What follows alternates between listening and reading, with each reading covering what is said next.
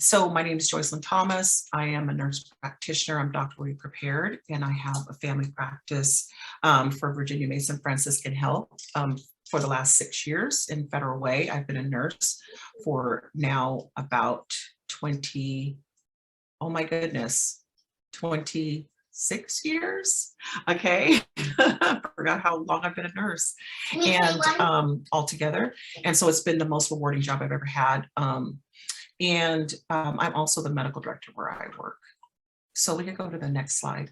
These first slides are just really about patient bill of rights. I'm not going to spend actually a lot of time on this at all. We're going to get into more of a little bit more about how to choose providers and things like that. But I thought that we thought that this was something that people should be aware of, that as a patient, you actually have protection, and there are certain things that you are guaranteed when it comes to your healthcare. Next slide, play everybody. And so really the patient bill of rights, thank you, Twanda. When you sign up, before you even sign up or your employer enrolls you in a plan, they have to tell you the following information. This information is available to you. And we kind of blindly sign things. So it's really important to kind of look at what you're actually signing when these come up for you to sign, as far as your protections and then what's available to you. Next slide, please. I think there's about 3 slides of this. Okay, and then one of the rights that you do have that a lot of people don't know is that you have the right to have a primary health care provider. Now, most people don't realize this, but primarily all plans require you to have some type of a primary health care provider. You're kind of think of your healthcare provider as your quarterback. The healthcare provider, your primary care provider, is the person that sort of coordinates all of your care. Now, not all insurances require you to have referrals to specialty or anything like that. We'll talk about that more later.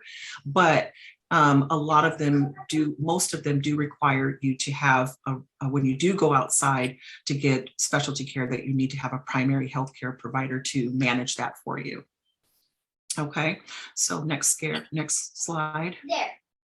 And then if you have any issues, you do have with your insurance or concerns, you have the right as a patient to appeal any denials that come up in your care. So a lot of people are unaware that, let's say, for example, your doctor prescribes you a certain medication because they feel it's best for you, and it is denied. You actually can appeal that.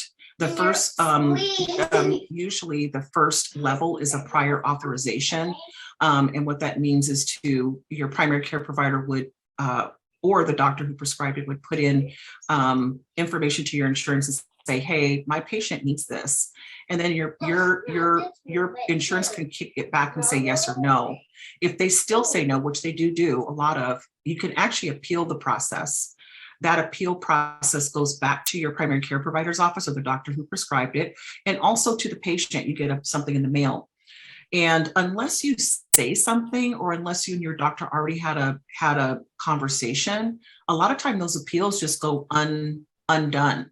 So you can say to your doctor, if this doesn't get authorized, would you appeal this for me? And they can say yes or no, and why or why not. And so a lot of my time that I spend with my patients have to do with, trying to get people their prior authorizations and also their appeals. You guys, people are hearing background noise. It might be my hair against my earphones. Oh, my grandchild. Okay, I'll move her out of the way in a minute. Okay, next slide. And then just so you know, all of your information should be held private. Okay, next slide. And then so let's get into just understanding your insurance coverages. I think that initially a lot of patients, and so I am speaking from the primary care provider standpoint because this is what I do every single day. And so I'm speaking, my few slides that I'm working with today are really speaking from where I see the hiccups for my patients, where people have problems navigating care. And so that's sort of the perspective that I'm speaking from. So one of the things that I notice is that patients do not know their coverages. And so they're unaware of what is available to them. And so I encourage people to actually look at their coverages, find out what their insurance actually covers. That's really important because that can drive care, that can drive where you're referred to, that can drive what tests are ordered. Now, is that right or fair or proper? No, but not necessarily, but it's informative because then me as your provider, I can find creative ways related to your insurance or what you have and what your coverages are, how to take care of you best. If we know what you, because what ends up happening is that, just one moment, excuse me.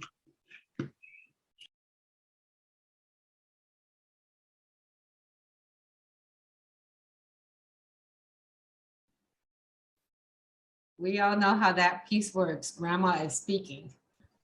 So at the end of each session, there will be time for question and answers, but I do encourage you all, if you have a question, you can put it in the chat and then we can review them. Sorry about that. What did you say? I had. Oh, no, go ahead, Joycelyn. Oh, okay. All right, good. And so her father's here now. So all right. And so it's really important because there's alternatives. There's alternatives that, you know, if your care provider's engaged, there's lots of, there's other alternatives to trying to get things done. And so understanding those coverages. So co-pays to your office visit, that's really important. Usually preventative health is always covered 100%. But you'd be surprised. There's a few plans out there that don't cover preventative health. And then specialty care, finding out, does your insurance cover specialty? And then if so, what do they cover? Because do they cover in-network, out-of-network? Do they have a copay or no copay? I have patients that make decisions that are they make decisions about their health that have to do with their quality of life and actually their prolongation of life related to what their insurance covers. So it's kind of something that you need to be in collaboration with your doctor about, because I've had patients tell me, I'm not going to the ER because it's a $500 copay. And so me as their provider, I have to think about that for them and their safety and say to them, okay, if I were in their shoes, what decision would I make? And then now as their provider and their health, what is going to be the best decision for them? And so sometimes we come up with, you know, alternatives.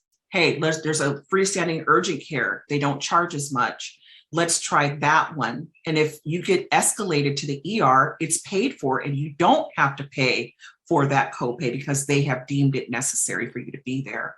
So those are the kinds of things I explain to people so that they don't take their life, you know, potentially put their life in danger because they don't want that $500 copay or that $800 ambulance fee, et cetera, et cetera.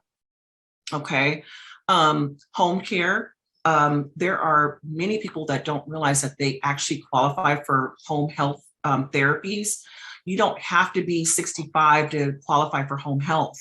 Home health includes skilled nursing, physical therapy, and occupational therapy. And if for some reason you actually need that, let's say, for example, you got in a car accident and you don't have family here and you're not able to drive to physical therapy, home health can come out to your house and do your physical therapy.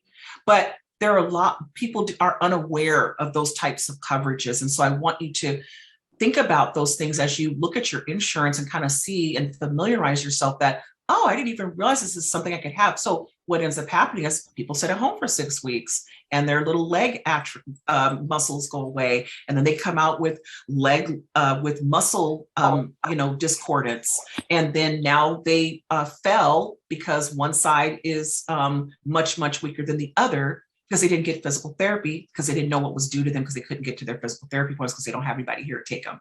So it's like those kinds of things that you need to familiarize yourself with. Skilled nursing is where somebody can come out. You do not have to be bedridden to have skilled nursing. Again, maybe you had a car accident, maybe you're recovering from surgery and you need help. You need an infusion at home so that you don't have to get up, go into the hospital and get a bag of fluid. We can send nurses out to your house to do that. And lots of insurances have this. It's just hidden. And people think it's only for people that are over 65 or have a critical illness or something. And that's just not the case. So these things are available to you. Blood work is a big one because sometimes the blood work can really get you. If you don't go to the right lab that is covered by your insurance, you might get a $1,000 bill for labs that usually cost $10. So, be aware of where you can get your blood work done and how it's covered. And then again, referrals, and that just has to do with coming from your primary care provider. That way, they are covered. And that's getting you to people that you need, like specialty, et cetera, like, pulmonologist, someone to check your hormones, you need to see ortho for your shoulder, et cetera. And before the other thing that I see that my patients that I've worked with over the last 6 years in primary care may not have the full understanding of alternative treatments that are available to them. So most insurances, they have some form of alternative treatments that they cover. So for example, I'm talking about massage, chiropractor, acupuncture, infusions, like for vitamins or, iron or something of that nature. Look at your insurance because these things can be available to you. Now, there are some state plans that don't pay for massage, but they do pay for it inside of physical therapy. If it's targeted medical massage, you can get a massage. And you'd be surprised at how many insurances pay for acupuncture, and Medicare actually pays for, depending on your plan, massage, chiropractor, and acupuncture. So these are things that you can take advantage of that are being left on the table. Naturopaths, I'm telling you, that's a hidden gem because a naturopath is a doctor, a naturopathic doctor. They can bill, okay? Some people just choose not to bill, just like any other doctors choose not to bill insurance. Some people are cash only or concierge or whatever. But naturopaths, just like anybody else, just like any other provider, you can bill. My naturopath that I go to, he bills my insurance for my visits. I have a copay. It's a specialty. I pay $35 and I still see my naturopath for whatever it is I want, weight loss, fatigue, whatever. So just know that if you want a naturopath, if you want both, if you want to have a traditional provider and you want to also see a naturopath, that's more than likely a possibility for you and part of a specialty referral that you might get and that you could utilize when you're looking for something alternative potentially or not, right? So I just want you to know that that's there. And then I just put this here, predetermination of coverage. So let's say you go to the doctor and you have a visit, and then from your insurance, you usually get like a predetermination of what your coverage is. What happens, I'm telling you, so many times I get phone calls and emails from patients. Oh my God, I just got a bill, blah, blah, blah. And I ask them to send it to me. And all it just shows what they were charged. It's actually from the insurance, because insurance kicks back to you and says, this is what you did. You went to see Joycelyn. She did an office visit. This is how much that office visit was worth. It'll have the exact amount. And then if you look at the bottom, it'll say coverage, predetermination of coverage and what your responsibility will be. But nobody ever looks at that. They just look at the bill at the top and freak out. But I love that. I love that predetermination of coverage because you can look on there and say, oh, the visit cost $350 and it says that my copay to this was $0. Okay, so that when the actual bill, if you get one from from my office and it doesn't match, okay, you can say, hi, billing office, my insurance said they paid this.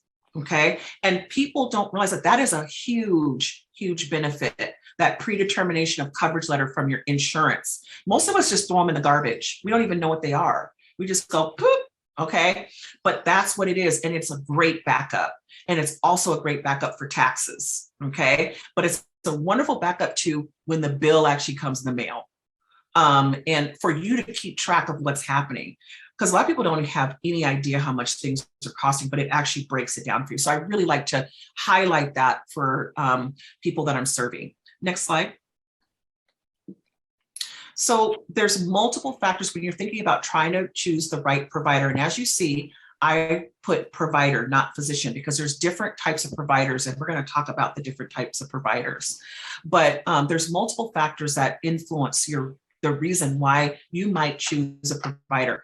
And I would say that just starting with basics, we're looking at, okay, first of all, are they covered by my insurance? Now, some people, there are individuals that, that the fact that they're in network is the reason that they're choosing the provider, but some people have choices. So you can look in and out of network. What does that mean? What does that look like? How much money is that going to cost me? Then logistics. Does it matter to me how close my doctor is to my job, to my home, et cetera? Does it matter how old they are? Does it matter, what ethnicity they are, what gender, what languages? Now, just choosing the right provider and the type of provider that you might need is a whole talk in and of itself. There's literature around, same gender specific primary care provider versus their ethnicity and how that translates to quality of care for the individual, specifically in marginalized communities. And so I just want you to know that is a big thing. And I'm being very basic here right now because it's a whole talk in and of itself, like 2 hours. So it is important to look at these just sort of basics for yourself. Now, granted, you may have limited choices, okay? But it doesn't mean you still can't choose. That's what I tell my patients. It's like, well, there's no Black women for me to see. I said, it doesn't matter. You still got to choose. So engage, okay? And look at what is the next best for you, okay? So check their bio after all the basics and logistics. Then some things to think about, because there are a lot of people that don't have primary care providers. And the only reason they come to you or me or any other provider is because they need a referral and their insurance won't take it, or they got out of the ER and they have to get checked. Okay. And so but now those of you sitting here, you have options. You can tell your friends, your family that they actually have options. And so some of the things to think about besides the basics are look at where your primary care provider admits people to. What if you pick a provider and they only admit to the hospital that everybody says is a horrible hospital? Okay. You're like, I ain't going to so-and-so. I'm not trying to die. I mean, that's what I hear all the time. Okay. I said, well, you should have chose someone else. Okay. But how would they know? No one knows. So this is the kind of things that you want to say, hey, what hospital do you have privileges at to admit patients if I'm sick? Oh, such and so death. Oh, okay. You might choose another provider because that's important to you. Some people it's not as important, but I'm just saying that may be a factor for you. The other piece is, are they a group or are they an individual practice? So what that means is you have an individual provider or an independent provider and they are by themselves. So what that means is who backs them up? Who's going to take their phone calls when they're gone? La, la, la, la, la, la, la. And then the same with the group. Let's say, for example, you want to get in to see your doctor or provider is not available. Who are you going to see and when? Okay. So those are like kind of, because people get into these practices and they're like, oh, I didn't realize I wasn't going to have access to my provider for 3 months. Okay. That's like, and people switch doctors just because of that. I get people coming to my practice all the time. They're like, I just want to follow up. I can't get in for 3 months. And so they're like, excuse me? Hi, Joycelyn. Sorry to Hi. interrupt you. We just wanted to make sure that we have some time for question and answers. Oh, yes. For your I thought section. I think I had a few more minutes because I had the Bill of Rights slides. Okay, we have you Yes. scheduled until 10:25. Yes, I But think I think I have to get to go a little bit longer because those Bill of Rights slides were not originally part of my presentation. okay, go So ahead. can I have just like a We'll, few more That's minutes? true. yeah, no, Sorry that's about okay. that. We'll start question and answer for you at 10:30. Okay, thanks. Okay, let's see here. I'm almost done. Okay, I promise. And then, so looking at, oh boy, where was I? I believe you're at the after-hour calls emergencies or at the communication piece. Yes, and so just looking at how that group or individual practice communicates and handles those time frames, those that the timing of you being, not the timing, but handles you being able to get in for your appointments, if you have questions, if you're ill, those are really important things to ask your provider. And then we're looking at, there's different types of providers and types of primary care providers. You may have a women-focused provider, a gynecologist. She's more limited to women's health and not as much like chronic disease, et cetera. An internist who usually takes care of people who have multiple comorbidities or multiple chronic conditions. Geriatrics for people over 65, and then pediatricians who specialize in the general practice care of children. And then, of course, I didn't put it on here, but primary care providers. And I can't see the bottom of my slide there. So I'm not sure what is at the bottom there. And then you want to ask them, about their referrals, et cetera. Next slide. So I wanted to be able to let you know the different types of providers. Because sometimes this gets pretty confusing, and I'm not going to talk about what is the best one. I'm going to talk about what you're getting. And so when you see MD or medical doctor, that is someone who spent 4 years in undergrad. You actually literally but they might have spent 4 years in undergrad and have a degree, but the minimum requirement is 3 years of college, not necessarily a degree, to apply to medical school. And then 4 years of medical school, and then residency in your specialty, which can be anywhere from 2 to 7 years, depending on your specialty. And they can practice independently in all 50 states. A lot of people are unaware that a lot of physicians are doctors of osteopath. They follow the same schooling pathway, except for their residency is an osteopath. Osteopathic medicine, not allopathic. Sorry, I that's a mistake there. And what is osteopathic medicine? It's pretty much along the line of just medical school, but they add on manipulative techniques, so chiropractic care, myofascial, things like that, and it tends to be more holistic. So looking more at patient-centered care from the inside out than traditional medicine.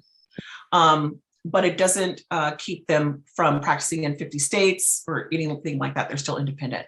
Then advanced registered nurse practitioners are typically nurses prior.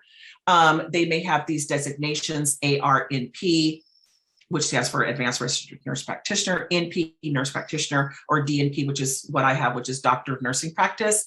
You typically have 4 years of undergrad, 2-3 years of graduate programming, and then as of now, we're independent in 28 states, and it keeps increasing. A physician's assistant does not need a degree to apply to the program, and the program for physician's assistants are 2 years solid, and they work under a DO or an MD, and they are not independent. Next slide.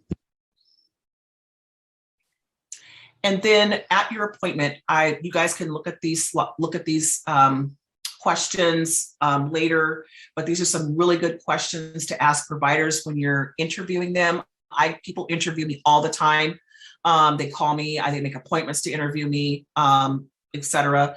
And so these are some good questions to think about because it gives you more insight into who is caring for you and your blood and body and cells. It's important to know. You got to have some connection with that person.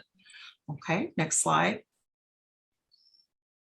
And then I wanted to just highlight that there is that in your insurance, your primary care doctor doesn't have to be a singular person. but that it does cover a lot of insurance does cover complementary and alternative medicine, or CAM, and you can see the different types. And you can work collaboratively. I've worked collaboratively with holistic dietitians, naturopathic dietitians, people that do manipulation, and providers, naturopathic physicians as well, to best serve my clients. And so it's a collaborative environment. And the reason I bring this up is because this is an option for you. And when you're interviewing your provider, and if CAM is important to you, that's one thing you want to make sure that you bring up with that provider, and see what their comfort level is. Because some people are not comfortable talking about supplements and helping you to find the right, complementary CAM options for you. Okay, next slide. I think lastly, and we'll go to Q&A, is that I just want to emphasize that you can seek a second opinion, and that gets left on the table. I send people for second and third opinions. You have seen the ortho, they said, oh, you don't need a knee replacement, you're too fat. That's like the favorite thing to say out there. And people are in tears, they can't live, they don't have a quality of life, they're only 55. And so I send them to get a second opinion. And so that is your right. You can get a second opinion. You do not have to be relegated to what one person told you. I'm not saying and it is our job as the primary care provider to educate you around the disease process, why they might have said no, and what your possible options could be. And sending you to see another person can help you to make decisions about whether or not you want to proceed with something, that chemotherapy, that such and so. So I just want you to know that that's available. Your insurance will pay for it as long as you have a referral to seek a second opinion for whatever the ailment might be. And I'll just leave this up here. I won't go into it about health advocacy, because these are options for you to help navigate the health system, anywhere from getting your medical records to escorting you to a visit, helping you, interpret the medical language. There's just a whole system around that. I won't get into it since I guess my time is shorter than I thought. I'm sorry. And I think that ends my portion. Thank you so much, Joycelyn. This was amazing. I'm really glad that you started right out the gate. There are a couple questions from the chat, and Tawanda will be reading those off for you. Are we able to stop sharing so I can see the faces? Oh, yeah, of course. Yeah. Hold on. Let me do that. There we go. Perfect. I love that. Thank you. Yeah, look at these beautiful faces. So Joycelyn, 2 questions. Can you get a list of providers by color? So when you're trying to select your primary provider, and then secondly, is the predetermination of benefits the same as the explanation of benefits? Thank you for those. I'll start with that one. So yes, you're correct. They are separate. Predetermination is you call your insurance, you find out what they might cover. Explanation of benefits is once you've done the actual visit, then they send you the explanation of what has been covered. And then as far as can you pick your provider as far as by ethnicity, and almost all of insurance is online, you can pick by ethnicity or language and gender. Mm-hmm. Great. Is there any other questions live? That was it in the chat. Okay, wonderful. Oh, okay, and also I wanted to let everybody know that at the end of this session, this PowerPoint will be available on our Arth site. We will send you all the resources that we talked about today. And so don't worry if you're like, I have too many questions or my mind is going way too fast. We have opportunities to talk about this in the future. And if you're like, hey, I have a question, but I don't want to talk, you can put it in the chat or let us know. And so I wanted to leave you with that context. This is the first of many conversations. And so, get comfortable. And so if there are no other questions, we have 5 minutes until we start with the next group. And so Joycelyn, I just wanted to ask you a question. What is maybe the biggest takeaway or the key to having confidence when asking for this stuff, when talking to your doctor? What do you think helps people get those words kind of out? I think talking to friends and family and about what you should ask, that's really helpful, because I have a lot of people come in and say, my sister said I need to ask X. Okay. And then the second thing is write it down. So some people cringe when people pull out their tablet and their, flip chart when they come into the doctor's office. I love it, because I take a copy if they bring a piece of paper, because I have everything. I can write it down in my note and we won't forget anything. But writing it down, even if it's just the symptoms that you have that you're concerned about, but it's hard to explain all the time. So like when you're having those symptoms, you're like, oh, okay, boom, boom, boom, boom, boom. So then when you go to the doctor, you just say, okay, I have this, fatigue, my arm is tingling, and such and so and so and so. And sometimes it happens all together. Those things are so important, because it really helps us to put it all together. Because when you guys are talking to us, we're literally putting things in boxes and trying to pull out and glean out what fits where, and then to help make a diagnosis for you. So it's so helpful to hear those little nuances of how you're feeling and what you're concerned about. And I see Rena has a question. Hi, Rena. Hi. So my question is, you listed on your PowerPoint about in-home care, advocacy, people coming to pick people up, things like that. Where does someone go to find those resources? So what I gave you, so what I was speaking to as far as in-home care on the previous slide, that was saying that was specific to your insurance having the benefit of home health services. Okay. So what you would do is you ask your insurance, because this is a good question. If you need those home health services, who do we contract with? Oh, we only contract with so-and-so nurses. Oh, we only contract with blah, blah, blah, blah, blah, blah, blah.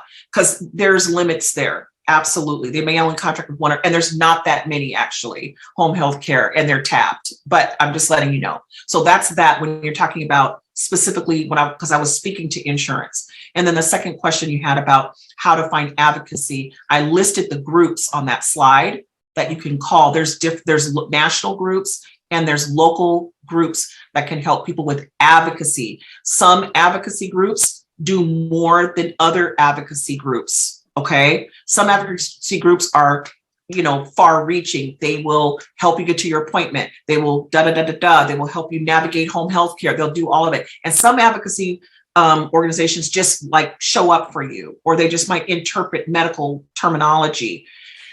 If you branch out, and I can send you information about resources for people to get to like their appointments and things like that. So for example, it's I can't remember, senior something here in Seattle. They have a lot of that information. They have a lot of those resources to help people getting back and forth to their appointments. But there are other things that I can provide that.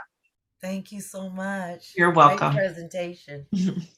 Thank you, Joycelyn. And as we wrap it up, congrats to Joycelyn for winning the Distinguished Alumni Award, y'all, from University of Washington. We are so honored to have you a part of ARTH. You do amazing things. And I just wanted to say thank you. You are making waves. All right. It's fabulous to be here. Shout out to ARTH. Shout out to UW. What? And shout out to NBCF people. I see you. Okay. What? And speaking of UW, we will start with our next conversation, our next topic. We have Addy, Elsa, and Joseph from the Harborview Medical Center, the office-based opioid treatment program. And so they are going to talk about racial disparity with access to treatment for opioid use disorder. And so I will pass it to you all to introduce yourself and get started. Just let me know when you want me to switch the slides. Great. I guess I'll get started. It's really, I'm really grateful to be here and have the opportunity to talk to this community. So thank you. My name is Joe Merrill. I'm a primary care physician, as an internal medicine doc or internist, and I work at Harborview Medical Center. And I've been interested in helping doctors and patients with addictions work better together. So that's kind of my background. And let's go on to the next slide. So there's the three of us going to talk. We'll do a little tag team. Next slide. Going to talk about what opioid use disorder is, some about the impact of that in the Black community, some risks of opioid use and resources that the community can use to help reduce the consequences of opioid overdose. And then we'll talk a little bit about office-based opioid treatment, the program that we have at Harborview. Next slide. So opioid use disorder often is thought of as, our society often looks at addiction as bad people doing bad things, and that kind of punitive response that we have is often a problem. But opioid use disorder is more modern thinking about that. It's a complex problem where chronic opioid use leads to serious impairment of distress. And it has lots of causes, biological causes, but also social causes. So people who've experienced a lot of trauma, especially in childhood, have a much higher risk of having opioid use disorder and maybe trying to treat symptoms that grow out of that trauma with opioids. There are three waves of the current opioid epidemic. There's actually was a former opioid epidemic in the 70s, mostly with heroin in urban areas. And our society chose to deal with that with primarily a punitive approach and the drug war and putting a lot of people in prison. And that probably had more negative consequences than positive ones. But the current opioid epidemic started with prescription opioid medications, often advocated for by pharmaceutical companies and prescribed by physicians who hope that they might help people with chronic pain. However, a lot of people ended up getting in trouble with the opioid medications and becoming addicted, and it really mushroomed into a big problem across the country. The next wave was heroin, and the difference between that and what happened in the 70s is that heroin became available not just in big cities, but all across the country. And this was something that happened to the drug market and really led to even more deaths than the prescription opioid medications were leading to. And then the final or the most recent wave is fentanyl, which you may have heard of. It's only in the last year gotten to Washington state a lot, but it's a much more potent opioid, and it's in the drugs people are getting, and it makes for very high risk of overdose and dying. Next slide. So some of the impact on the Black community is impact that it's had on our overall community. But the early opioid epidemic wave with prescription pain medicine probably had less impact on the Black community. And that unfortunately was due to racial bias and access to pain medication. So folks were not getting prescribed opioid medication, and that was unfair. And but it may have protected the Black community in some ways from the impact of becoming addicted to these medications. More recently, there's a more serious impact on the Black community. And I put this one graph in here. It's from the right-hand side, 1999, all the way to the left-hand side, 1999 to 2019. You can see these are all different ethnic and racial groups and gender groups. That describe an increase in opioid overdose over those years. And the one line there that's blue that goes much higher than the rest is actually for folks 55 and over who are in the Black community. So Black men over 55 are seeing a disproportionate impact of opioid overdose death. And this is one example of that impact, a disparate impact. Next slide. So why is there more problems? One is this toxic drug supply that I talked about with fentanyl. Even people who are trying to use drugs that aren't opioids sometimes get exposed to fentanyl, and that can be fatal for them. Another problem with the increased impact is the stigma that goes along with addiction. And that stigma in a couple of ways. One is that people can be ashamed that they have a problem and not seek treatment because they're feeling shame or guilt about that. And the other way it can happen is within the medical setting. Many doctors aren't trained well in addiction medicine and actually have and many patients with addiction feel like they're treated unfairly in the medical setting. So both because of inadequacy in the medical system and then also people being ashamed of their addiction, they may not seek treatment. And then there are racial disparities in access to addiction treatment. One problem we have is the addiction treatment systems are very complex, and many programs don't really provide sort of what we call evidence-based treatment or treatment that's really sound scientific treatment. And it can be hard to distinguish for anyone. And then this idea of mutual mistrust. I do think the medical system bears a lot of the brunt for this, that when people come to the medical care, they may be looked at differently if they have an addiction problem, or if they're Black, there may be mistrust that way. And then Black folks may mistrust the medical system because of either prior experience that they've had or historical experiences in the Black community. Next slide. Oh, I think that might be the end of my part. Yeah, I'm going to hand it over to Addie. Thank you. Hi. Thanks so much for having us today. My name is Addie. I'm a registered nurse. I work at Harborview Medical Center and I do office-based opioid treatment in primary care. It was so great to hear Joycelyn shout out the importance of primary care and how critical it is. I agree. So part of what makes this current wave of the opioid epidemic very challenging is that we are seeing so much of an increase of this very powerful opioid fentanyl.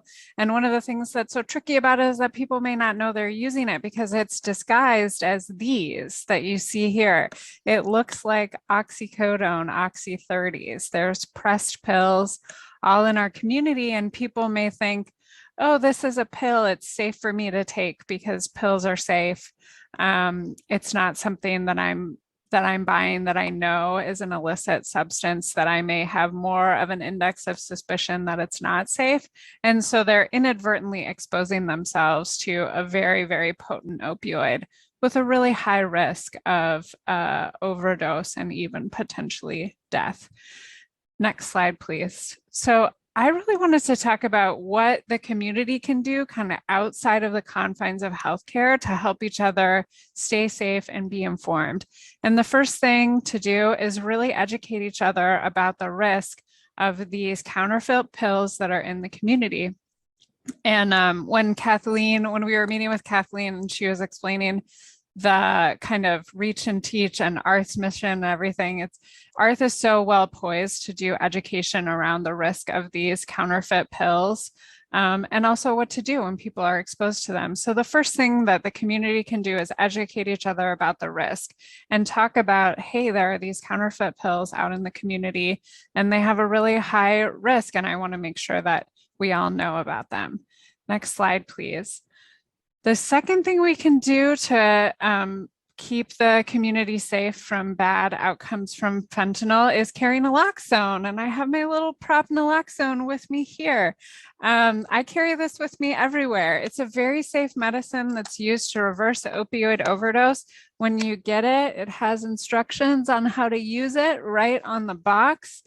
And it has no effect on somebody who hasn't taken opioids. It simply reverses overdose. For fentanyl, it may take more than one dose. Each box takes 2. And I put this website here, lacedandlethal.com. You can go right onto that website and type in your name and address, and they will mail you a free naloxone to your house in an unmarked box. So it doesn't say, hey, this person's getting naloxone. It's just an unmarked box with your address, a plain box. So if you think this is something you want to carry around so that you could reverse an opioid overdose, you can get that free of charge. Next slide, please.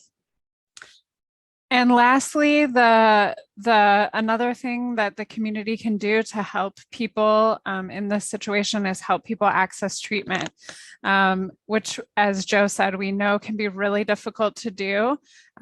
Treatment for opioid use disorder involves medications for opioid use disorder, which are the frontline treatment. Elsa is going to talk more about those.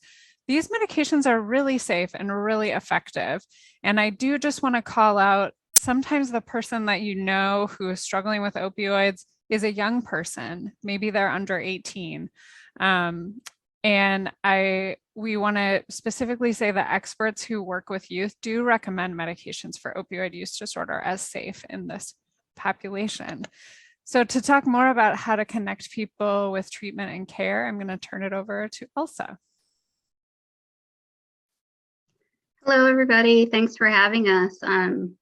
Thanks, Addy and Joe, for presenting on the first half. I'll tell you a little bit about what we're doing at Harborview and what's been going on. So since about 2015, we've instituted a nurse care manager model program embedded in primary care. And we have potentially five of these sites in different locations in and around Harborview and partners in the community. Our efforts are grant funded, federally funded by a department of the government that is, supporting substance abuse and drug and alcohol related efforts. So this model, it partners a nurse, a program manager, and we see patients within primary care and also in mental health settings, in our HIV and infectious disease centers, in the pediatrics clinics in and around Harborview. So we get a lot of referral from various locations in and around Harborview, including our emergency department and our inpatient settings. So sometimes patients are not necessarily looking for treatment, but we look for them and look for opportunities to introduce patients around our institution who might be interested or want to give them options. So next slide. Part of the thing about what we do are the medications, right? We're a medication assisted treatment program and set in mostly primary care settings. These medications are life-saving. And the most popular has been the buprenorphine. Either comes in a tablet or a strip that dissolves under the tongue, and it's a sublingual dose. Once the patient has developed some rapport with our staff, our nurse, our providers, they're taught how to take this medication at different doses and intervals. They come into our programming weekly, bi-weekly, and monthly as their intervals change. We also offer Vivitrol, which is a blocker and it doesn't have that buprenorphine effect, the extra medication for the opioid to bind to the receptors. But then there's also the Sublocade, which is the long-acting injectable, which is 28 to 30 days, and the nurses administer that in clinic. And those patients are seen on a monthly interval. Addy, anything to add about the medications? Okay, next slide. So we have, like I said, programming we've grown so much over the last 7 years. We have this intake line that's become quite popular. So use this to, refer patients if you have questions about programming, if people are interested in wanting to just ask a question, see what insurances are covered. Well, I'll say now that we take almost all insurances except for some of the coordinated cares and Kaiser. But traditionally, Harborview has taken Medicaid, Medicare. The medications are covered through a lot of those options. It may vary dependent on the plan, but calling us directly, having us speak to the individual who might be interested in treatment or services, we can appoint some appointments pretty quickly within 1 to 3 days, sometimes up to a week, really depending on the location that the person might be interested. We also have this emergency room that's open 24 hours, 7 days a week, right on the corner of Harborview on 9th Avenue. And we have real-time prescribing happening in that setting with a handoff to our team, who will see the patient within 3 days if there's not an opportunity in the community, or if that provider or if that patient doesn't have a provider in the community who can offer this medication, because this medication can be prescribed in other settings outside of our institution. Providers, doctors would need a waiver to do that, and we can talk about that in Q&A. Next slide. I think that's it. Resources. So Addy mentioned one, which was the Laced and Lethal, where you can get your Narcan.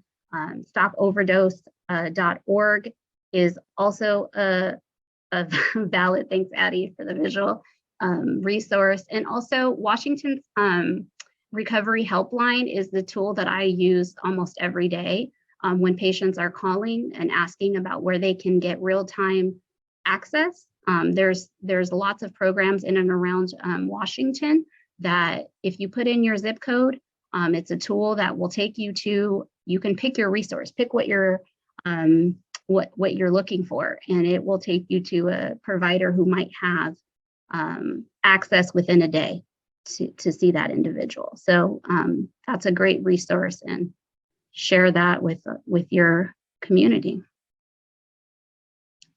Next slide. I know we're probably a little early, but we're happy to take questions. Yeah. So Tawanda, do you have any questions? So for the speakers, just a little context, when folks signed up, they were able to send some questions or some thoughts that they had. So we're waiting for folks to put their questions in the chat. Tawanda, were there any questions on the registration page that was relevant to Harborview's topic on opioids? Not specifically, but there was one chat in the chat today. Deidre wanted to know, how would I know if someone was having an overdose versus some other health-related emergency? Great Yeah, question. that's such a great question. Thanks for asking. I'll start, and then Joe, you can fill in any blanks. So an opioid overdose is essentially a crisis of breathing. Opioids turn down your what's called respiratory drive. So the part of your body that's telling you to breathe, which is just really doing that humming in the background all the time, sort of gets turned down. So what you want to do if you think somebody may have had an opioid overdose, first look to see, are there any obvious opioids around? That's usually a good clue. You want to kind of, if you can, shake them and shout their name to see if they'll rouse. You can also, with your knuckles, rub on this part of their body called the sternum right here. It's quite painful if you do it really hard, and people will rouse. That's another sign that it's opioid related and not heart related, right? Heart related is sort of the other thing we think about when we come across somebody who appears that they're unconscious and not responsive. So if you see somebody who's like difficult to rouse, they're not responding to that really painful stimuli, you might think that's an opioid overdose, and you could administer this Narcan. One really important thing to know about naloxone or Narcan is it's totally inert if the rest of what's going on is not related to opioids. So it's a super safe medicine to give. It will work really quickly if it's an opioid related issue. And then you want to move the person into the rescue position, which is on their left side. And I see there are hands raised, but Joe, did I miss anything? Another thing you could look for, if you can see their pupils, if their pupils are really teeny tiny, pinned really teeny tiny, That's another clue that this might be an opioid related emergency of breathing. Thanks, Addy. That was great. And thanks for the question. Can we take the slides down so we can see folks? Thank you. That's great. It's nice. Yeah, that was a great explanation. We think of three things, those pupils being really little and people being unresponsive, you can't wake them up and they're not breathing enough. So that can lead to death. And the Narcan can save lives. And we've spent a lot of time, and public health has as well, trying to get Narcan as many places as we can. And a lot of people feel like it should, in the airport where you see the defibrillators, we're thinking it needs to be everywhere so people have access. And so very much encourage people to get that. Thank you. Joycelyn, I saw that you had your hand raised. Yes, I just want to add to that because there's an opioid crisis and concentrated in Federal Way. And so we have to deal with a lot of this. And I just want to add to you do not have to be an expert to use Narcan. If you decide you want to get Narcan, stick it in your pocket. You don't have to decide whether or not this person's in respiratory or having a heart problem. If you see somebody unconscious, just like they said, it's not going to hurt them to get it. Just think CPR, call 911, kick them with the Narcan and start CPR, okay? And if it's an opioid thing, they're gonna wake up. If it's not, you're doing the right thing. Don't try to figure things. You don't have to be like, oh my God. Of course, some of us carry it because maybe we may or may not have friends or family that use opioids. And so we know it's an opioid issue, right? That's different. But if you're just out, you're trying to figure it out, you don't know, you haven't taken this beautiful course that they have to help people through crisis, you don't have to think hard. Okay, CPR, Annie, are you okay? 911, Narcan, and boom, start CPR. That's all I want to say. Yeah, 100% agree. Yeah, thank you so much. Joycelyn. I'm going to pass it over to Rena, and then we have a couple of questions in the chat that I will read from. I just want to say thank you for sharing about the Narcan, because there are a lot of ministries that do homeless feeding, and it would be really, really good for them to have it available when they go out amongst the community. So thank you, because I'm going to make that recommendation. Thank you so much. Great. That's wonderful. And then let's see here. So I have a question in the chat from Gloria, wondering how folks are being treated for opioid addiction who also experience severe pain.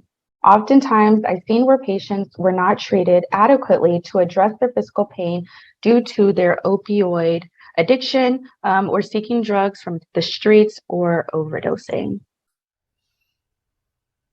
That's such a great question. Thank you for that question. And it's really a complicated answer. We thought opioids might be a really important treatment for pain, chronic pain. When you break a leg or go to the hospital and have a surgery or something, everybody gets opioids at that time, briefly for what we call acute pain, or pain that's just going to last for a little while. And they're very effective for that. And people who have chronic pain, which usually means it's gone on for many months, and there may not be, or maybe there was an accident many months ago or years ago, but they've had persistent pain. That's a very complicated problem. And opioids seem to do a lot of harm, as well as sometimes feeling like they're doing benefit, at least in the short term. So people might get a benefit from them, but then over time the medicine stops working so well and they need to increase the dose. And that can be a cycle which ends up with people having actually more of an addiction problem. So mostly with the opioid epidemic, doctors are now taught, and I think it's correct, that for chronic pain, we should mostly avoid using opioids, and that generates a problem for someone who's already taking them, and then they're coming for treatment of pain, and they can feel like they're being treated poorly because of because they have that addiction history. What we find for people who have addiction and chronic pain is getting them on medication for opioid use disorder is really, really helpful and really a great start. And sometimes they need more of it because of their pain or more frequently. But then once they get on those medicines, their brain kind of stabilizes from that up and down of taking opioids, and they can get other kinds of treatment that aren't opioids and get more benefit, as well as getting treatments that have nothing to do with medicine, physical therapy, a lot of the things that Joycelyn talked about as opportunities to get help for chronic pain. Those might be a chiropractic or physical therapy, or all sorts of things can help chronic pain in different people. I hope that helps, and do ask another question if I missed something. So speaking of pain in general, like practice, this question is open to all of the facilitators. Is there a general practice or general thought amongst health providers that Black Americans' health issues and concerns are not taken as seriously as white patients? And is it really the thought that Black people have a higher threshold for pain?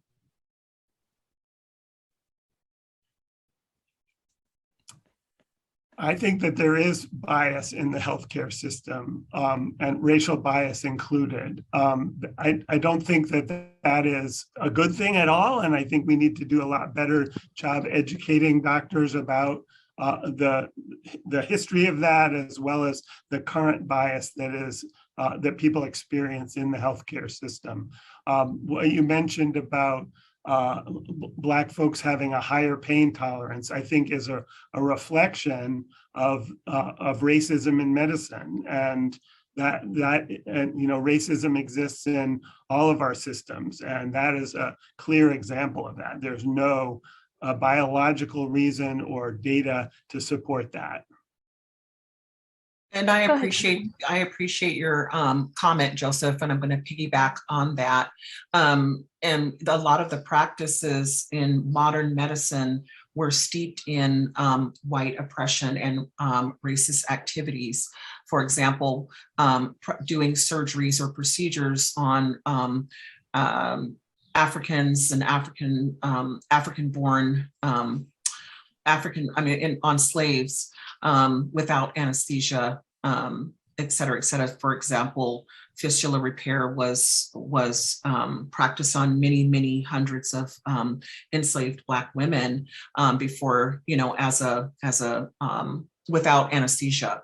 And so, yes, while you might ask someone outright, and Joseph was very forthright with his answer, but you could ask, 100 physicians, and you might get many that will say there is no bias in healthcare. So, but the literature shows it if we read it and if we seek out that information. And so, when I said on that one slide that we could have a talk for 2 hours about how ethnicity plays a role in our quality of health and our health outcomes, absolutely, definitely plays a role. How do you challenge this bias without putting your own healthcare in jeopardy? How do you talk to the doctors, or when you have a feeling that I want to go and I have this question, but I do not want him to keep prescribing me stuff that I know isn't going to work? How can you do that while advocating for yourself without putting your own healthcare in jeopardy? And that's for everybody. That question's for everyone. Can I answer? Advocacy. My mother suffers from chronic pain. And she would go to one of the major medical centers, and she would write everything down that she wanted to talk about, and I would talk for her, because she would experience, from her perspective, bias in the encounter with her providers.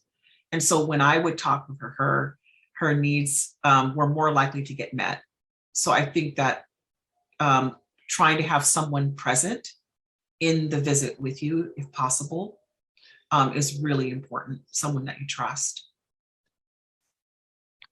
Thank you so much, Joycelyn. And I just want to see, Paul, go ahead. Yes, I just wanted to thank Arth for putting this together. This is an amazing event today. I'm actually living with 2 different chronic diseases, and my classmate Anita and I have been certified as lay leaders in chronic disease self-care management. And I'm using medical cannabis for my disease in addition to the prescribed medication. And I'm wondering if there's any discussion from Andy or from the doctors about medical cannabis. Yeah, I mean, there's a lot of interest in medical cannabis and even some pharmaceutical products that have been developed based on that. The evidence for it in terms of science is not fabulous, and a lot of that has to do with that historically they've been illegal and difficult to do research on because of Now that. you do what I do for a longer shirt underneath. And Sure. that really has limited what we know about it. There's concern that marijuana now is much more potent than it used to be, and that there may be more side effects to it than it used to have. So I think both sides need more information developed about it.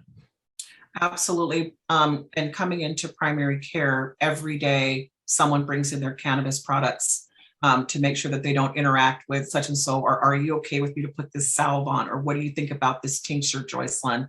And I try to educate people, and I say what Joseph just said to them about what we know and what we don't know, but that if they move forward, some things I'm counseling based on the individual, like, with anxiety and things like that. Cannabis products don't work as well as what I'm seeing, and what we're finding out that people would like for them to, because they just seem not to work as well. But for other things, that they can work really well. So I really educate people about finding out the source, because this is not regulated, and we don't know how much of what ingredient is there. It's not regulated, so you need to be careful. You need to start small and slow. Test and understand where the source of the product is coming from, and are you getting it offline? Is it, or did you fly to Hawaii and get it up in the mountains? I don't know. Or did you get on the side of Highway 99? You need to that is really important, because if you can't verify a source of where these products are coming from, can be a problem for you, because it can interact in your body in varying ways, because you have no idea what you're getting. So that's really important. And I'm going to stop there, because there's a lot more to it, but I'm just going to stop there. It's just that you can be in a collaborative environment. I talk about it all the time. Not everybody's as comfortable, but you have to educate people about where it's coming from. I have no judgment. Thank you, Joycelyn. And so we may have some time at the end for more general questions. Now I am going to be passing it over to Dr. Renee McCoy. I'm going to share my screen. And the lovely Dr. Renee McCoy will be talking about the impact of race on managing HIV care in a COVID season. So feel free to introduce yourself, Dr. Renee, and get started. Great. I am a medical anthropologist, and I work at AARTH. I always like to point out that AARTH is African American Reach and Teach Health Ministry. So I am also an ordained clergy person. So a lot of people don't know what medical anthropologists do. And basically, I look at the role of culture in health and in suffering and what we do, how what we believe impacts on our health. And as a clergy person, I look at what God says about it all and try and make some sense of it. Next slide. So I wanted to talk about HIV in a season of COVID. I really don't believe that we are in a world of COVID, that it's going to be, it's going to encompass our lives as much as a lot of us think it will. So first and foremost, I'd like for us to begin to envision our world as just a season of COVID. And so during this presentation, I want to look at HIV and COVID as seasonal, as something that will pass. What I want to do is review the basics of HIV. You might say that HIV is, we're no longer bothered by it. It's no longer an issue, but the reality is that 38 million people are still living with this disease. And here in this country, we've got over 1 million people living with HIV. Here in Washington State, we've got 14,000 people. Here in King County, we have over 7,000 people. And so I really want to review the basics of HIV, lest we forget. Want to look at the impact of HIV and COVID on people of color. Hopefully by the end of this, we'll be able to understand some of the challenges and barriers to care that we face, especially people of color, and how to respond to HIV in this season of COVID, and how do we move forward to better health and better lives for ourselves and for our communities. And that's what it's all about when we get right down to it. Next slide, please. So I want to always get back to the basics. Sometimes we forget. We get so caught up in what we do that, we get into these acronyms. And so real quickly, HIV stands for Human Immunodeficiency Virus. Again, it's human. It's not something your dog or your cat or your pet snake can get. It's human. And it's immunodeficiency. That means that the things that keep us healthy and safe, that it causes a deficiency in that. Something doesn't work in our immune system. And it's a virus. Basically, a virus is something that just don't go away. We keep talking about COVID. It's a virus. There is no cure for it. There's all kind of treatment for viruses. The common cold is a virus that just comes into our bodies, but it's going to be with us for a while. It's what it does with us that causes the problem. So HIV stands for Human Immunodeficiency Virus. It's human, and your dog can't get it. It makes you, it breaks up your immune system, and it's a virus. It ain't going nowhere once it gets there. AIDS, now we don't talk about AIDS anymore as much, but HIV is the virus that causes AIDS, and AIDS stands for Acquired Immune Deficiency Syndrome. It's acquired. That means you got to do something to get it. You can't just walk around and it's going to jump on you. But it's acquired, something you do, something that happens to you, something that you get. Immune, again, this is your immune system, something that protects you from getting sick. It's acquired, it affects your immune system. Deficiency, again, the D stands for deficiency, that this thing is going to make your immune system not work as well. And syndrome, there is no real disease called AIDS. What it is a syndrome. That means that there are other life-threatening diseases that you get as a result of having this HIV. So there's certain cancers, certain types of all kinds of problems that you can have. Nobody dies from AIDS. What they do when you hear people dying from AIDS is they die from some illness in that syndrome. We want to think about risk, and for the most part with HIV, we think about risk being sex and using injectable drugs, and that is true as well. But if you're doing anything that sort of fogs your mind, risks for HIV are many. If you're getting high, you're at risk. If you're having unprotected sex, you're at risk. If you're hanging out in the wrong places, that's going to put you in proximity to someone else's bodily fluids. And I don't know how you do it, but you do it. You're at risk. And prevention. Prevention, you can prevent it by putting some kind of a barrier between you and the virus. And I'll talk more about that as we go along. Next slide, please. So it's a numbers racket. When I was a kid, well, not when I was a kid, but all of us know about the numbers game, man. Well, some of us had numbers, the number runners in our neighborhoods, but it's all a numbers racket.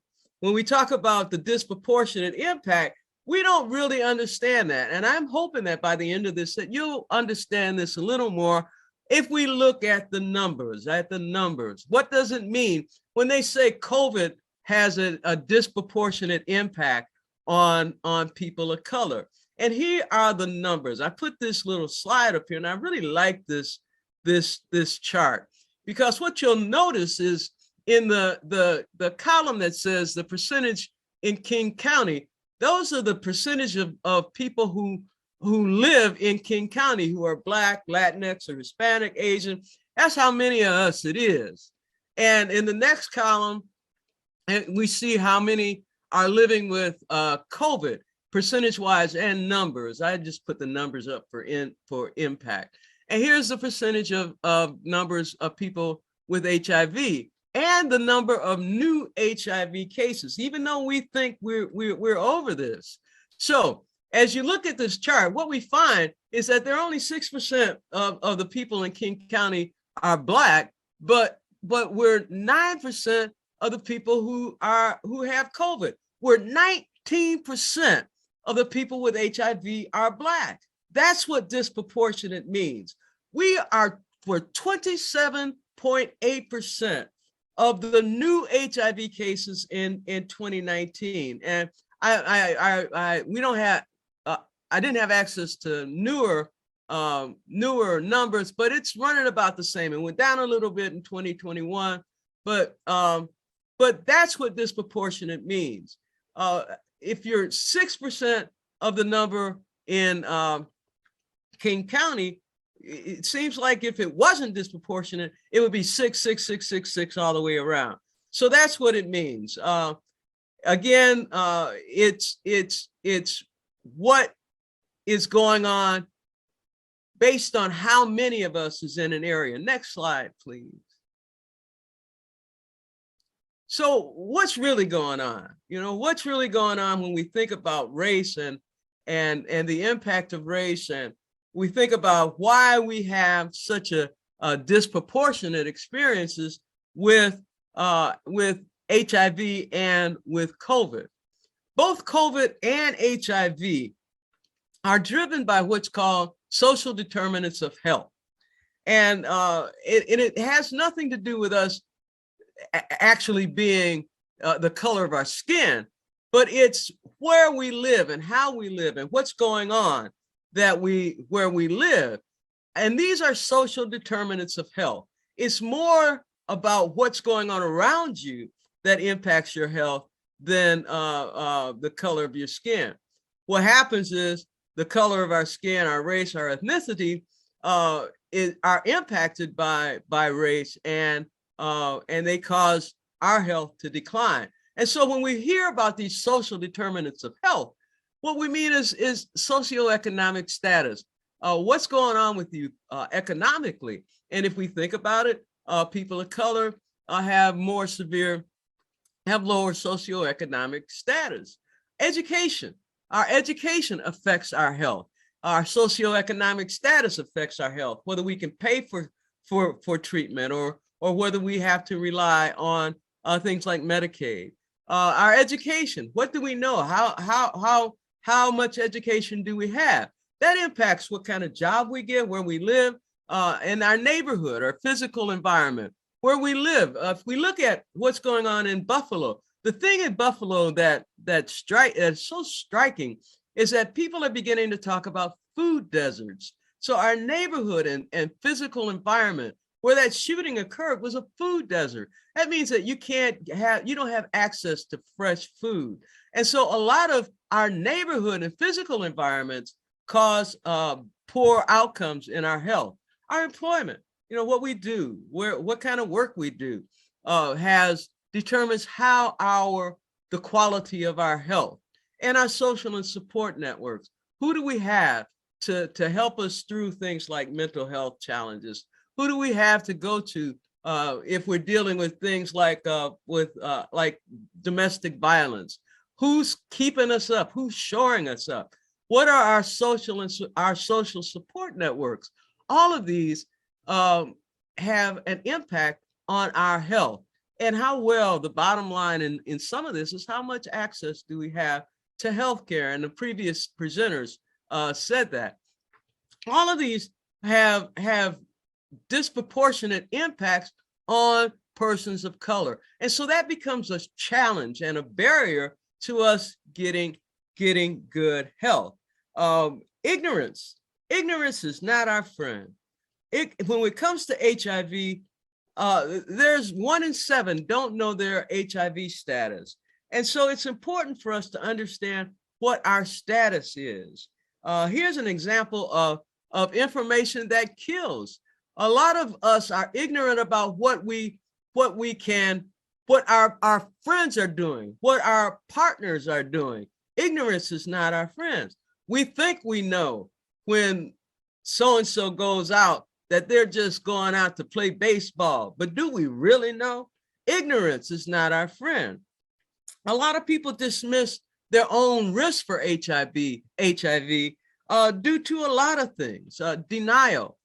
Sometimes we just deny that we are at risk, and so we don't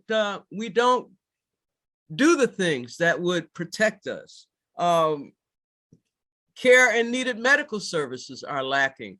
But the bottom line is that racism is one of our greatest social determinants of health, because racism, stigma, discrimination, and ignorance are all things that support a system that doesn't work for our good.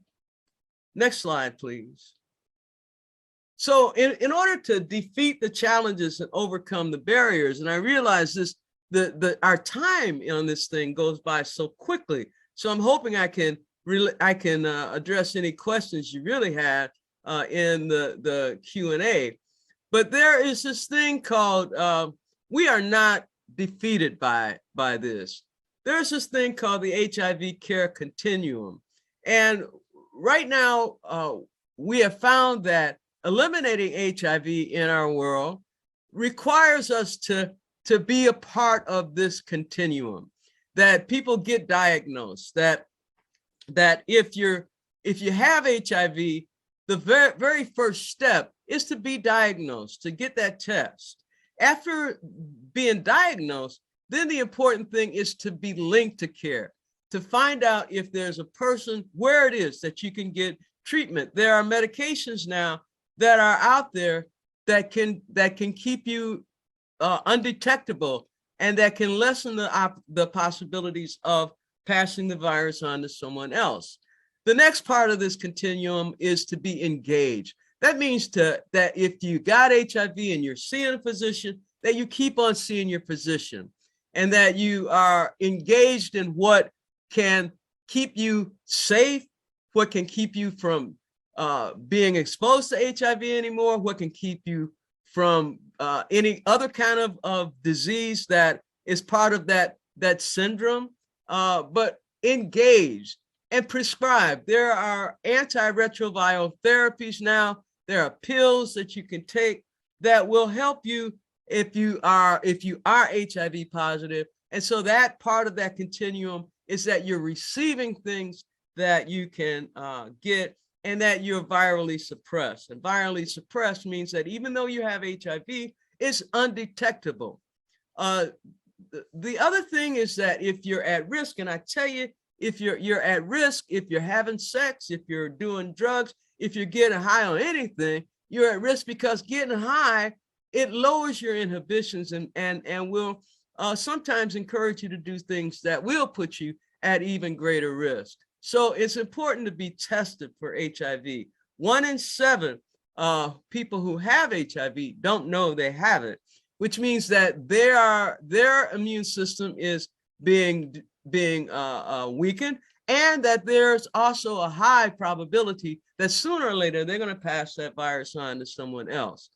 The next thing is prevention education. Understand what's going on. Even though we're not talking about it, we're not dealing with it very much in the public. Everybody's all about COVID, and I understand that because COVID's a big deal. But understand prevention as well. Keep talking about it. Keep a lot of things that we can do in terms of prevention education is to talk to people that we love about what they're doing. Another possibility that we have now is PrEP. And PrEP stands for pre-exposure prophylaxis. That means that there's these pills that you can take that before you get exposed, so that if you are engaging in high-risk behaviors, your chance of getting it are lessened. PrEP now reduces transmission by sex by over 90%. And if you're injecting drug, if you're on PrEP, it reduces your transmission by over 74%. The bottom line of all of this, when it comes to both HIV and COVID, is that we can, and vaccinations for COVID. I gotta say that if people who are living with HIV are at greater risk of becoming sicker, because COVID also weakens their immune system. There are people who have HIV have more severe outcomes if they have COVID, and people we're at greater risk because we're afraid to go out, and so there are a lot of restrictions. The other thing that makes vaccinations for COVID so important is that we're at increased risk for things that affect our immune system because we're so isolated and we're so open to things that don't make us feel well. The bottom line is that we have a responsibility as people who are alive to protect ourselves, to protect our family, and to protect the people we love with truth. Truth about what you're doing, truth about what you're feeling, truth about what you need, truth about what's going on around you, and truth about yourself. Truth about yourself. Our greatest protection is truth. Understanding the truth about HIV, understanding the truth about risk, understanding the truth about protection, understanding the truth about the value of life, regardless of the color of your skin, regardless of where you come from, how much you have, what you do, where you go. The truth is that we deserve full and rich and healthy lives. And I think that's it. Okay. Thank you so much, Dr. Renee. That was amazing. I always learn something new when I hear from you. So I'm going to open it up to questions. Joycelyn, I see you have your hand raised, so take it away. Oh, that was clapping. Oh, okay, good. I didn't see it. I just saw the little emoji, but man, you hit it. I don't know. You hit it right on the nail. You did such a good job. Does anyone have any questions or comments in regards to HIV, AIDS, racism, and COVID? Let me look in the chat really quick. Paul shared a conversation that he had with Dr. Andrasic about work in HIV, so you guys can check that out. You got to scroll up a little bit. Are there resources available for people to get assistance in getting these medications, Dr. Renee? Well, if you go to I imagine you're talking about PrEP medications. PrEP is required is covered by all insurances, and your doctors should do it. The other thing, and I was kind of running through this, is that is to share what we know. You know, if you know people who are at risk, we don't live in a vacuum, and it's important that we share that we know that there is this thing called PrEP. Share it with your pastor, share it with your nurse, share it with your friends, share it with the people you don't like, share it with the people you wish were dead, all of that, share what we know. We know that there's this thing called PrEP. Yeah. And so we can share that information. It's covered by insurance, and just get it out there. The other thing I want to, while I got a minute, is to talk about the test.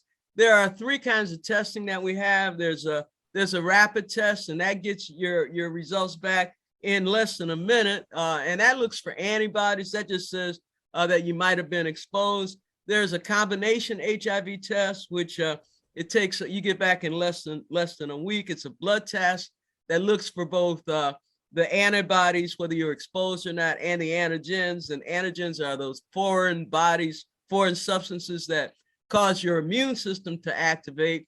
So it does, you know, so there's that test. And then there's the big nucleic acid test, which is the real deal, the final say so. You get that back in less than a week, and that tells you how much of the virus is in your system. So you can go from a finger prick, which will get the thing started, to getting the whole deal.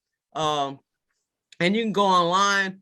There's a link that I put on somewhere. We have it on this presentation, and it'll tell you all the places where you can go to get HIV testing. Perfect. Thank you, Dr. Renee. And then I have 2 more questions for you. Well, on the topic, and it's open to the other practitioners as well. Are there any complications associated with the COVID vaccination on HIV positive patients? Good question. No, none of it. In fact, there's nothing that can happen to you if you have HIV. You're better off getting the vaccination if you have HIV, simply because the vaccination will give you some added layer of protection, because the virus can be so severe if you have HIV. But there's nothing can happen to you if you're HIV positive and take the COVID vaccination.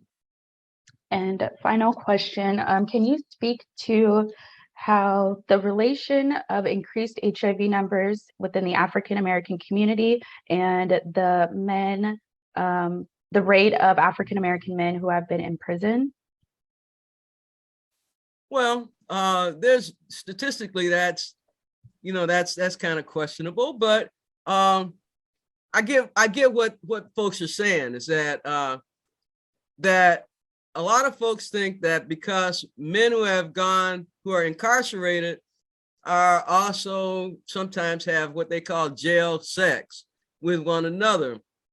We don't have the numbers around how many men who have gone to jail have had sex with other men and come up with HIV. Sometimes, like I was real clear about putting that slide as a numbers racket. So the other part of that racket is that we get so caught up on numbers that we forget the realities of our lives. We forget what's going on culturally. It doesn't matter. If you've been to jail, you might have had sex with a man or you might not. But there are a whole lot of men who are having sex with men who ain't never went to jail. What we need to do is understand that if you're having sex and it's unprotected, it ain't safe. It's a risk. But we get caught up, it's very interesting. One of the things that I don't want to go over my time, but we are so worried about homosexual sex. We are worried about men having sex with men and how ugly and awful that is. But there's something about how men seeing women having sex with other women on the porn channel, they don't have a problem with that at all. Something's wrong with that picture. We're worried about who's doing what with who, and that gets to be a problem. And that is Don't the get me words started. of the great Dr. Renee McCoy. Okay. She said what she said, and I love that. So regardless matter of who you your having sex with. lifestyle, regardless of your behavior, regardless of what's going Right. on, any individual choice that you make can put you at risk. So get that continuous testing. Make sure to spread the word and normalize talking about HIV and AIDS. Let's bring that into the conversation. We know that it's impacting our community. We know that it's something that we need to be concerned about. So let's start, let's normalize it. And so thank you to all of our amazing participants. What we're going to do now is I'm going to wrap up, kind of do some next steps, some final takeaway points, and then I'm going to show some resources that we have available. And then the remaining time we will have for general questions and answers or comments from the entire panel. So, all right, let's get started. And so we talked about a lot today. We talked about multiple different conversations, multiple different avenues of how racism can be and is a pandemic and how it impacts all of us. When we step into the doctors, we're trying to figure out, what do I say? How can I say it to make sure that I'm getting the care that I need, regardless of where I'm at? And is this problem too large to tackle? If it is, let's stop and let's be more intentional about it. And what I mean by that is, with Arth, our mission is to make sure that you all get the up-to-date resources, the up-to-date information, and you have a chance to sit in front of providers that you would have a good chance of seeing or having to know. Like Joycelyn and Joseph and Dr. Renee, these are all real life health professionals that are speaking from their experience, and they deal with these patients on a day-to-day basis. And so if there are multiple topics that you saw here or something that you want to go more in depth about, there will be that opportunity. Arth will be having these conversations on a regular basis starting this fall. So if you all have something like, oh, I really want to know more about this HIV and COVID, or I really like what Joycelyn was talking about at the beginning, can we go a little bit more in depth with that? If there are resources that you need, please speak up and let us know.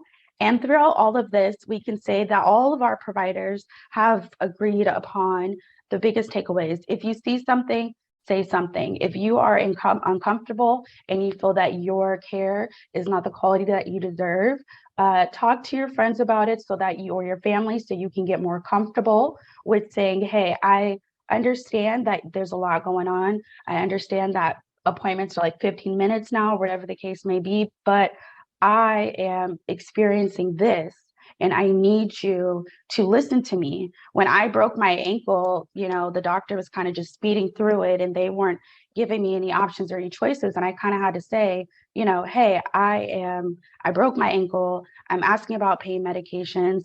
I just need straight answers. And I don't feel like my quality of care is being taken care of. I had to say that, out loud. And at first it was awkward, it was uncomfortable, but the more I said it out loud and the more I was talking to my aunt and everyone about it, it gave me that confidence. So use the knowledge that you have, use the knowledge that we all have. All of the resources that were shared in the chat today, I will send it to everyone that attended this meeting. So you don't have to worry about trying to scribble everything down. I'll make sure that everyone is sent off. Amazing. Maximizing the access that you do have, whether that's community organizations, or if you have a health ministry in your church, or if there is a club, or you have a home care provider speaking up and saying, okay, I know this is what my insurance is, I can call them and they can help advocate. Or does my insurance have community navigators or anyone that can help me understand? You're not alone. There is absolutely no shame if you're like, I don't know what these words are. I don't know what this insurance means. There are people out here that will help you. Also, we are stronger than we think, especially people of color, specifically, Black and African Americans here at African American Reach and Teach. That's our mission, is to remind us that we come from empowerment, we come from strength, and we come from foundations. And so in times of fear or in times of uncertainty, we have to remember that culturally it's within our DNA to be resilient, but that doesn't mean you have to sacrifice your mental health or the quality of care that you receive.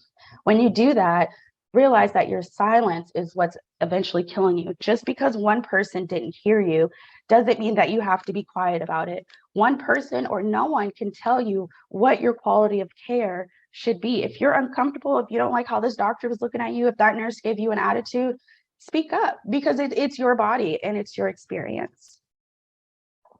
And so here are some of the resources. You can also go on arth.org, AARTH /resources.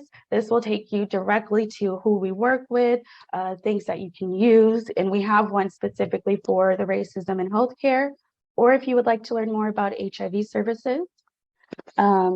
POCAN, People of Color Against AIDS Network. They provide HIV testing. They also provide a lot of education services. And I believe they have some resources around PrEP. So a lot of what Dr. Renee was talking about, POCAN, they are located in Renton and I believe in South Seattle. And they do a lot of those works. You can ask for HIV testing. You can ask for rapid test kits, whether that's with your providers or going online. I know there are some people that are doing that. The RX cards. Yeah, so GoodRx or other prescription cards, because sometimes the cost of prescription can be a barrier. Those are very, very helpful. Also, call the pharmaceutical company. And again, if that's something that you're not familiar with, or you're like, I don't want these people to think I don't know what I'm talking about, that's okay. You have to own that. You have to get educated, because this isn't common, knowledge. We have a partner. They are Providence Elder Place. They are located in South Seattle, and they are a team that kind of does a lot of the work that we're talking about. If you have someone that needs a lot of this care, if they need, home care services, or if they need help with navigating their insurance and their healthcare, Providence Elder Place is a place that it's all in one. The physicians are there. They help you with the referrals. They help you with the advocacy. They help you understand your insurance. And so if you're like, this sounds great, but the thought of advocating for myself on top of surviving whatever diagnosis that I'm living with is too much for me to handle, Providence Elder Place and POCAN are great referrals that we send people to all the time. And they are both focused on communities of color. When I visited Providence Elder Place, I didn't see one doctor that wasn't a doctor of color. Also, this Take Action Plan, and Tawanda, if you're okay, I would like you to talk a little bit more about this. The Take Action Plan is the Physicians for a National Health Plan. And I love the way you describe it. You sound very excited about it. So sorry for calling you out, but can you speak on this a little bit? Yes. So as we were working on this workshop and what the takeaways are, I was looking for actual resources that could speak to all of us in whatever level we're at. So they have the Physicians for National Health Plan. They are advocating for universal health care because they feel like racism in healthcare really can't be eliminated until we all have access to the same amount of treatment. So that's where we start. And on their website, they have a whole section dedicated to take action. So if it's nothing but once a month, you want to write an op-ed to your local newspaper, they give you a sample. If you want to call your Congress people and encourage them to support the Medicare for All Act, they give you templates for doing that. If you just want to do social media posting, they give you templates for that. So they give us tons of information. And then also, if in Seattle, if we wanted to do more regularly and someone wants to start a chapter here, there's also ways to do that. So it was really a one-stop place for a lot of active actions that you can take to help affect change. Thank you, Tawanda. And then we have ADS Aging Department Services. I'm pretty sure that's what it stands for. Aging and Disability Services. Aging and Disability, thank you. I always get all of them confused. So we have the Aging and Disability Services, and we have Sound Generations. These are amazing organizations. We actually partner with them on a continuous basis to provide us support and making sure that the information and resources that we have out here are accessible and they're culturally relevant to our targeted audience. And so I would encourage you all to look more into ADS and more into Sound Generations. They have amazing programs and benefits, things from translation services, whether that's, physical materials or just over the phone. They have a lot of stuff going on. And so shout out to you all, because I saw Deidre was in the group today. So I just wanted to say hi to her. And then with that, here is the call to action. We have something for you all to do. We have a request. If you can change your Facebook profile cover sheet and also post this on your Facebook page and leave it for 1 week. We also ask that you encourage yourself and others to like our Facebook page. We want to spread this word and we want to get people more comfortable with talking about racism, talking about how I can go into this. We know that racism exists in healthcare, but we want to get people equipped and educated on what can I do about it from a patient standpoint that's not going to compromise, my care. Thank you for putting the chat in. Yes, Deja's here. So she put the link for Sound Generations. And so thank you all so much for attending. We have a couple more minutes and I wanted to open it up for a question and answer for the panel. And Tawanda, if you have anything that you wanted to say, I wanted to make sure to give that time for you. No, I just want to let everybody know that all of the resources that have come out of the presentations, I'm actually uploading them currently onto our website. So you'll get a copy of the presentation, but the resources page, if you click specifically on racism in healthcare, all of the links will be there by the end of the day. Thank you, Tawanda. But also, I know Kathleen is on the phone. And on the call. Kathleen is the executive director, and I never want to miss a chance to give her a moment to shout out. She's been with Arth for about a year, and so some of you, she's still new to you, but Kathleen is the fearless leader. Good morning. I have thoroughly enjoyed this experience. Wonderful speakers all. Great information to share. I have a parking lot of action items for us. I love the idea of advocacy, whether it is from the institution that a patient is being seen, or from a family member like a daughter or a son. I think that is a most effective way to affect quality of care. I am so glad for all of the OBOT team being here and talking us through more information about opioid use and the issues that are going on right now, especially in Southeast King County. And Dr. Renee, she's on fire.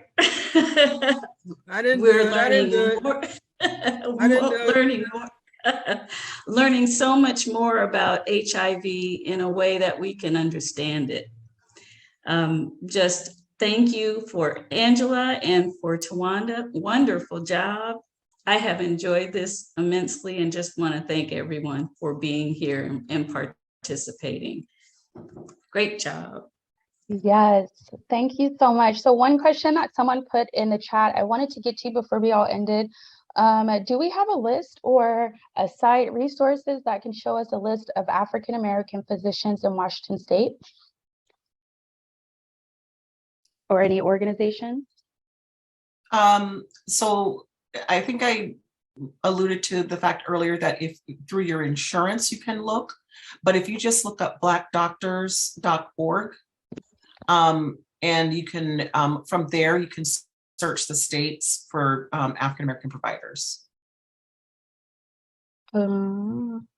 What has been done to educate and train the next generation of healthcare professionals in this area?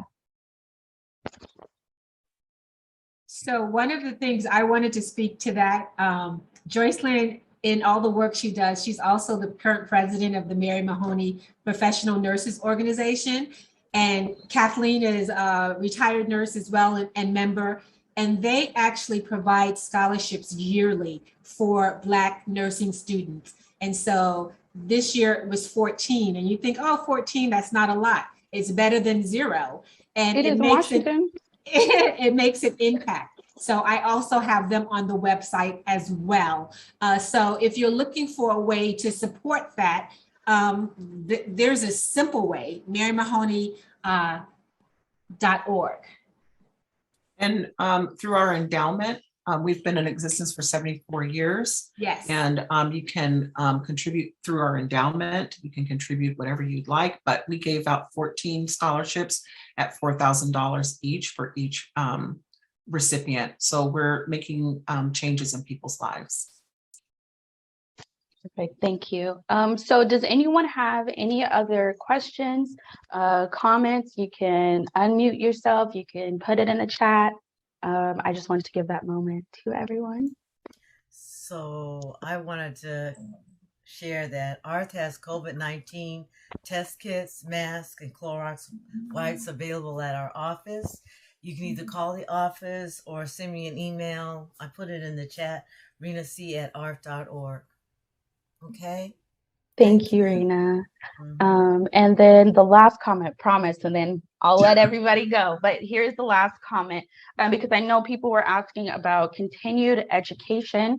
And someone had a question about how can I recognize if someone has a substance overuse problem or if they're struggling with other mental health. And I just wanted to highlight the mental health first aid course. I am a certified instructor. And so we under ARTH, we have certified over 30 people to recognize and act upon. Hey, Paul. Hey, Rena. We got some first aiders in here. We have been learned to recognize the first signs and symptoms of mental health first aid, or how do you approach someone that you may believe have a substance use problem. And so it goes kind of into the basics. It goes into the vocabulary we should use. What is my position in my boundary? What do we say? How do we say it? What does that look like? And so if you're interested in that class, it is a one-day online class. It is amazing. We have amazing feedback. Just either look out for those emails from ARTH, or you can always email me and say, hey, I want to have a specialized class. I want to have my group. If you wanted to come to your office or your job, or if you just want to attend a general one, please reach out to ARTH because we can make that happen. And so, yeah, go ahead, Dr. Renee.